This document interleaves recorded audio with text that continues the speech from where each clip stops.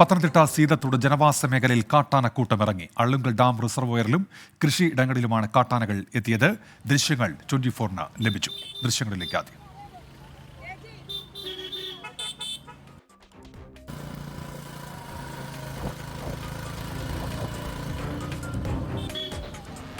KV Jaishankar പത്തനംതിട്ടയിൽ നിന്ന്. ജയശങ്കർ, വിവരങ്ങൾ.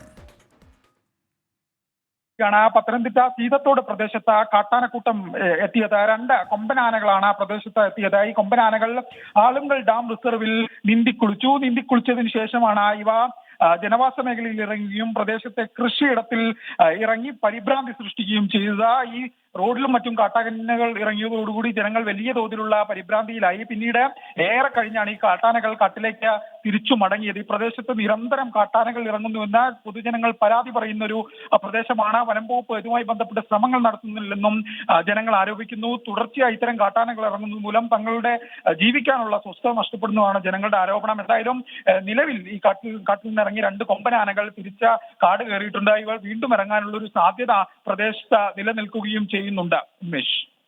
KV ജയശങ്കറാണ് പത്തനംതിട്ടയിൽ നിന്ന് വിവരങ്ങൾ നൽകിയത്.